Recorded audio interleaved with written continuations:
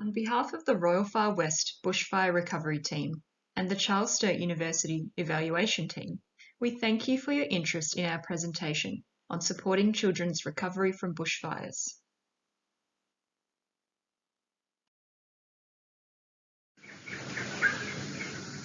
In the spirit of reconciliation, we acknowledge the traditional custodians of country throughout Australia and their connections to land, sea and community.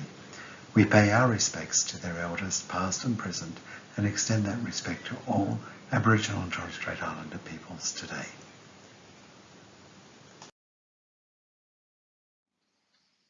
We also acknowledge all those who lived through the Black Summer bushfires and other disasters. We have seen firsthand your courage and strength, and we have experienced your ongoing efforts to rebuild your communities.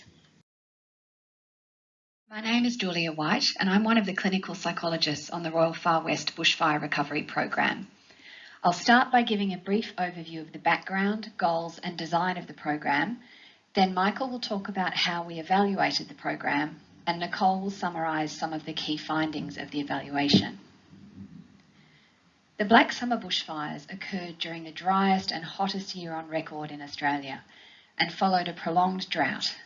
Extreme flooding and storms followed in some areas, and of course communities also had to contend with the devastating social and financial effects of COVID-19. Compounding natural disasters such as these will become more common. The Royal Commission into the Black Summer bushfires in 2020 reported that climate change has exacerbated extreme weather conditions and warned that Australia must prepare for an alarming future of simultaneous and worsening natural disasters. The rapid review conducted at the start of our program, called The Impact of Bushfire on the Wellbeing of Children Living in Rural and Remote Australia, found that experiencing a disaster of this nature can have devastating long-term impacts on a child's emotional well-being and development, especially if children are not provided with appropriate support. For children in rural and remote areas, this comes in addition to the already significant disadvantage they experience because of the limited resources and services where they live. The Royal Far West Bushfire Recovery Program was designed to improve children's resilience and well-being and reduce the likelihood of long-term adverse effects. Royal Far West was very keen to work with communities, but we wanted to make sure we were offering the right support. Before rushing in, our team took time to listen and learn, to hear from communities how they had been impacted and what they needed for recovery. Throughout the delivery of the program, the Royal Far West team continued to learn from communities about the devastating ongoing impacts.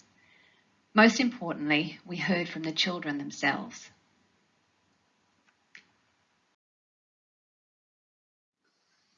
Speaking with experts here and overseas, Royal Far West came across the 5 essential elements of immediate to mid-term mass trauma interventions proposed by Stephen Hobfall and his team of 25 worldwide experts. These 5 essential elements were to promote a sense of safety, calm, self and collective efficacy, connectedness and hope. For children, this means helping them to feel safe, calm, that they have control over what's going on around them, connected to others, and hopeful when they look to the future. These 5 elements formed the theoretical foundations on which our program was developed and are at the heart of every interaction we have with children and those around them.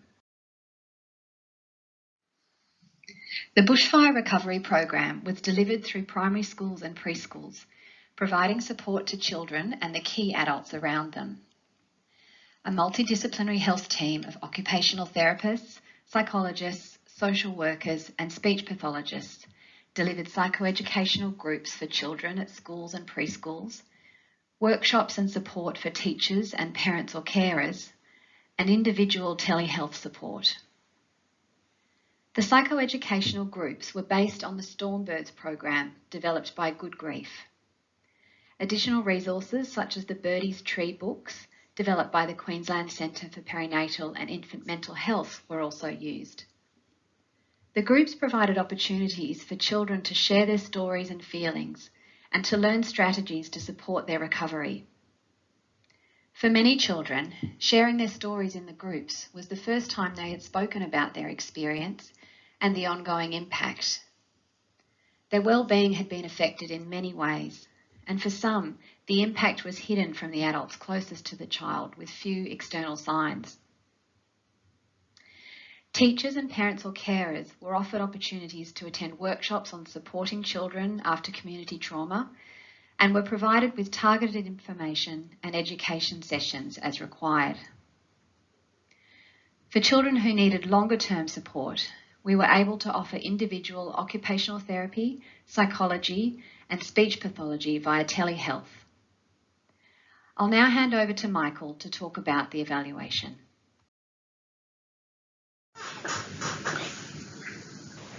Thanks, Julia. There were 4 phases of the program evaluation.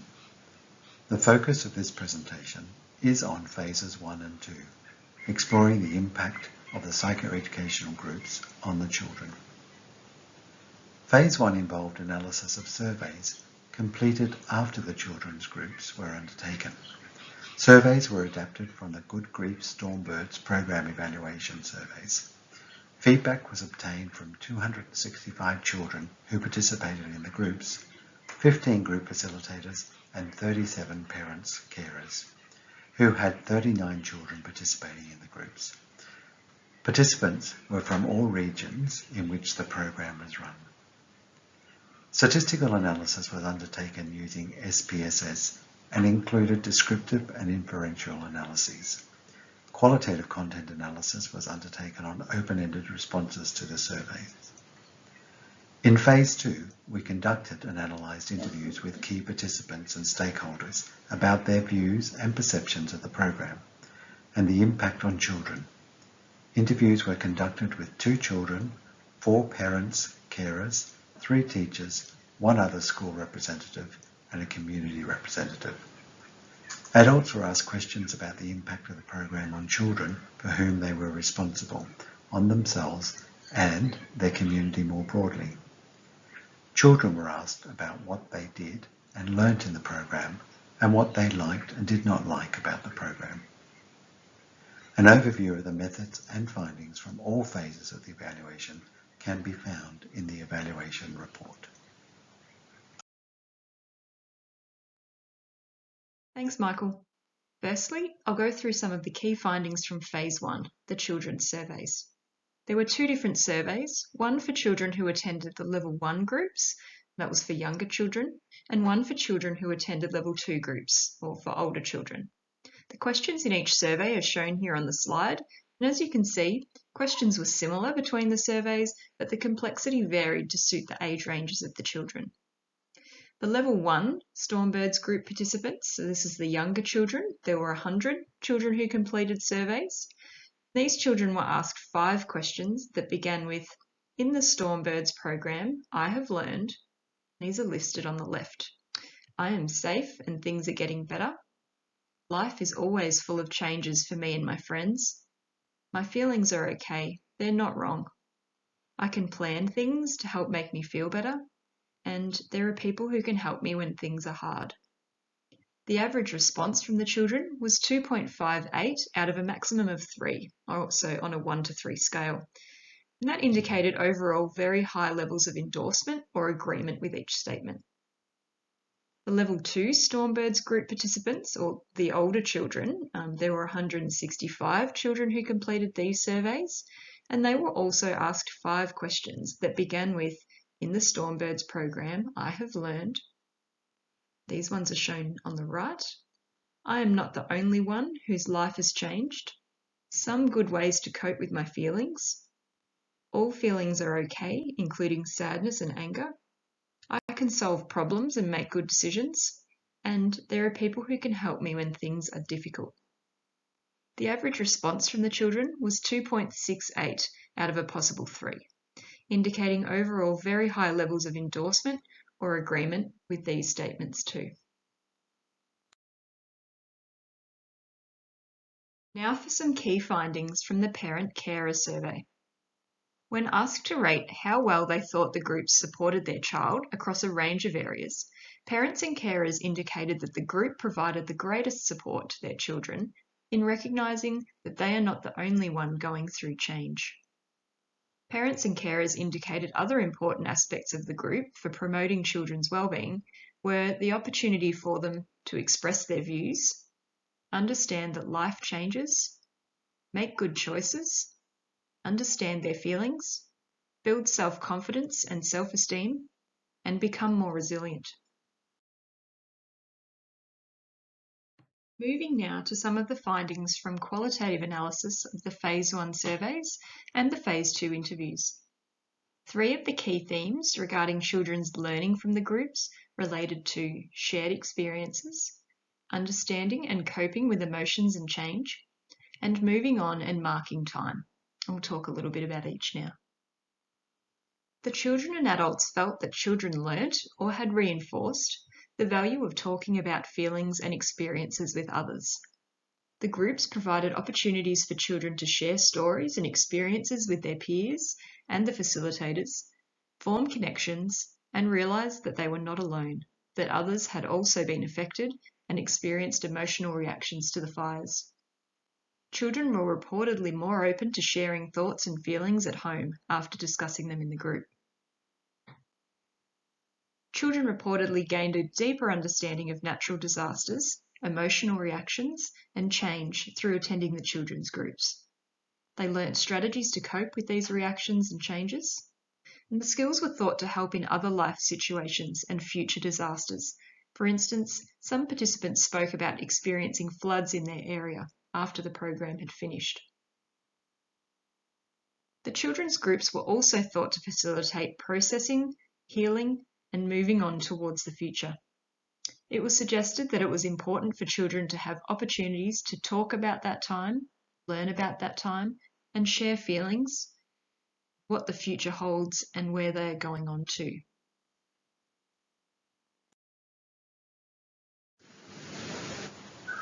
When considering the implications of these findings for children and families, it has been found that participating in a bushfire recovery program can support children to develop coping skills and strategies to reduce the impact of the bushfires on their health, well-being and development. In relation to Hobsfold et al.'s 5 essential elements for intervention following mass trauma, through the psychoeducation groups, the children appeared to experience a sense of safety, calm, self and collective efficacy, connectedness and hope. Participating in a bushfire recovery program can also support adults to understand the impact these events can have on children and implement strategies that assist children to cope with changes and their emotional reactions.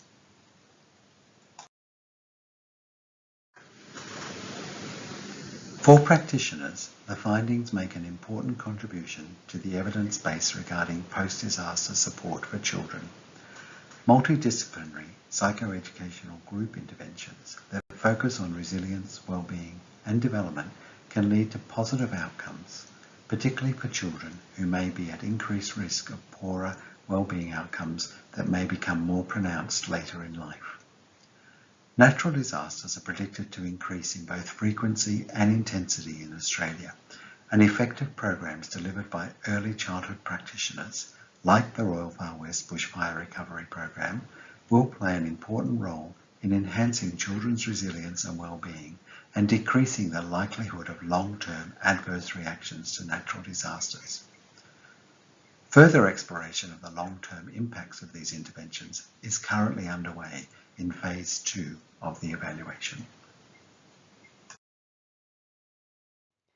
Finally, we would like to thank our primary funders and partners who made the program possible, and especially the Paul Ramsay Foundation, who funded the evaluation of the program. Long-term support is needed for recovery, and thankfully, the positive impact of the program has been recognised, with the Australian and New South Wales governments funding the bushfire recovery program to continue until June 2023 in some areas and March 2024 in others.